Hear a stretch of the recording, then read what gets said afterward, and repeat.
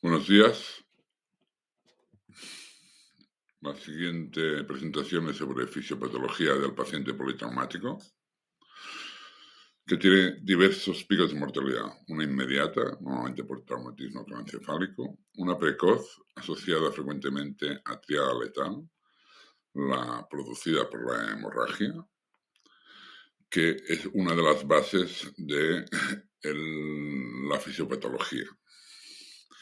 Somos organismos aerobios, es decir, que usamos el oxígeno para que a través de los pulmones y el torrente circulatorio llega hasta el interior de las células para obtener energía. En la célula, la obtención de energía se produce primero por la glucólisis, la rotura de la glucosa en piruvato. Este es un proceso que produce 2 ATPs. Sin embargo, si combinamos este piruvato con el oxígeno que ha llegado en el órgano de la mitocondria, vamos a obtener más energía en el ciclo de Krebs. En total, normalmente se producen 6 ATPs y transformamos el piruvato en CO2 más agua. Esto nos permite estar calientes e incluso funciones superiores como pensar.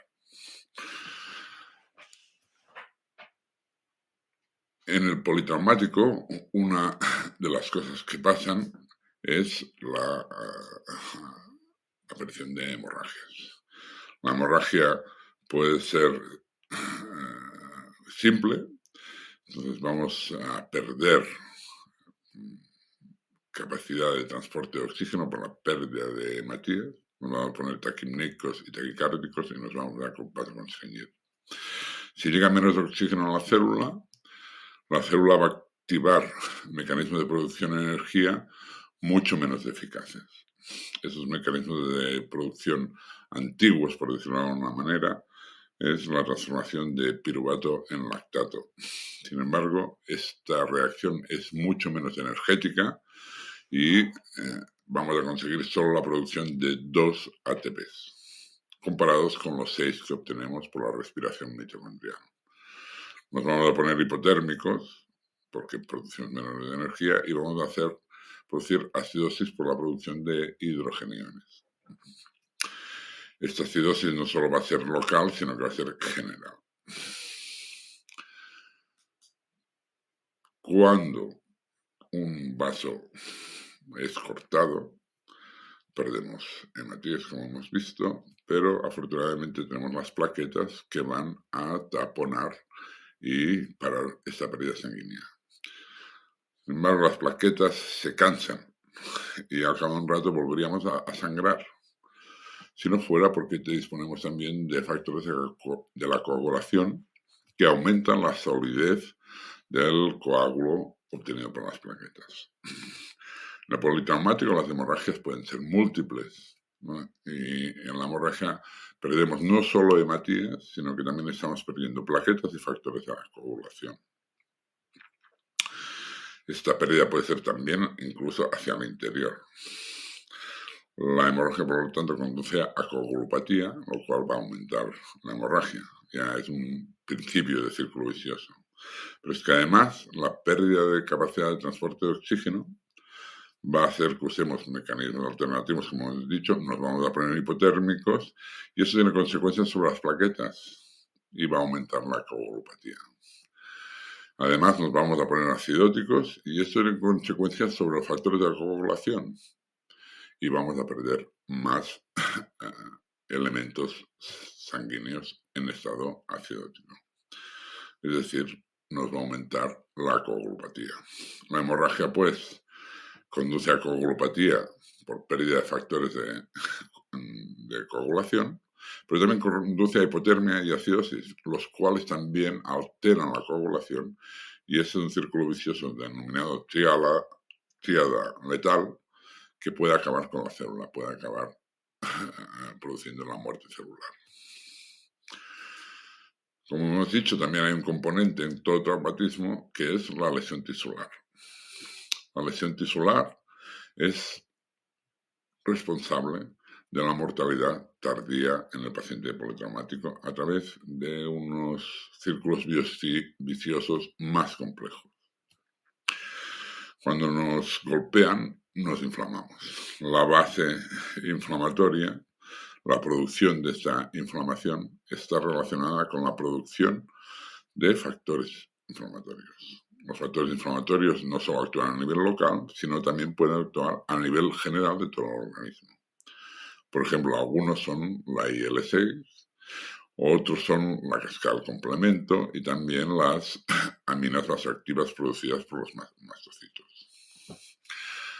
En el torrente sanguíneo no solo tenemos hematíes, sino también tenemos agua. Esta agua circula a través de unos canales, para expresarlo, que pueden estar más o menos abiertos o cerrados. Si el canal está muy abierto, se va a permitir la salida de agua al espacio extravascular, y esto es el responsable del aumento de volumen de la hinchazón de la inflamación, porque los factores inflamatorios aumentan el volumen que pasa a través de estos canales.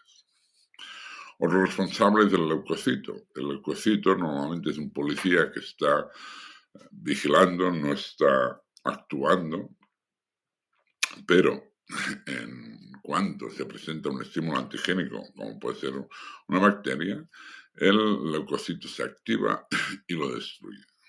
Lo destruye a través de gránulos de peroxidasa con radicales libres, que lo que hacen es destruir la membrana de la bacteria.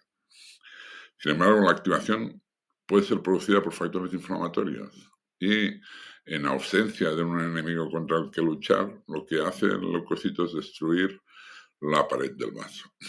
Y en la pared del vaso, del endotelio, va a permitir la salida de agua, aumentando también la inflamación.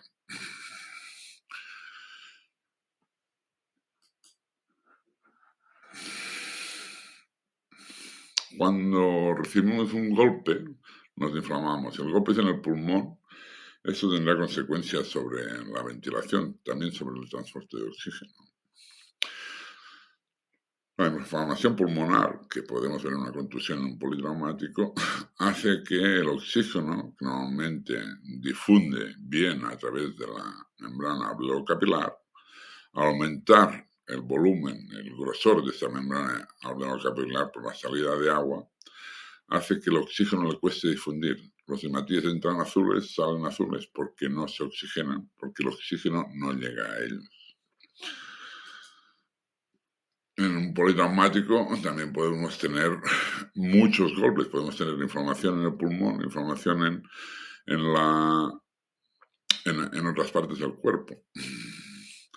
En los pacientes con múltiples lugares de contusión se van a producir factores de inflamación no solo a nivel pulmonar, sino también a nivel óseo. A nivel de la fractura, los factores inflamatorios pueden unirse a los que ya hay en el pulmón. Y entonces nos vamos a encontrar en una situación de hiperinflamación, la que observamos, por ejemplo, en el SIRS, en el síndrome de respuesta inflamatoria. Lo que pasa es que hay muchos factores inflamatorios. ¿Cómo podemos actuar los traumatólogos? Fijando las fracturas. Si no hay movilidad en el foco de fracturas, la producción de factores inflamatorios va a ser menor. Sin embargo, hay que tener en cuenta que a veces esta producción menor por estabilización puede producir una ráfaga de factores inflamatorios al intentar fijar la fractura. El clavado endomedular es un ejemplo de estas ráfagas que pueden llegar al pulmón, incluso en un pulmón previamente sin contusión, pueden conducir al edema pulmonar y, consecuentemente, a la hipoxia. Esta hipoxia puede hacer que células de otros lugares del organismo fallezcan por falta de oxígeno. Y la lisis celular es un estímulo antigénico muy potente. Los componentes intracelulares son antigénicos para el propio organismo y pueden llevar a la activación de otras células blancas que tenemos en el organismo, que son los linfocitos. Los linfocitos pueden llegar a producir Factores inflamatorios también, porque son estimulados por el contenido intracelular de células muertas, por ejemplo, la interferón alfa o la IL-2. Aunque es verdad que también se autorregulan produciendo factores antiinflamatorios como la IL-4 o la IL-10. ¿Cómo fijar fracturas sin producir estas ráfagas? Pues una manera es con la fijación externa, lo que conocemos como Damage Control Orthopedics.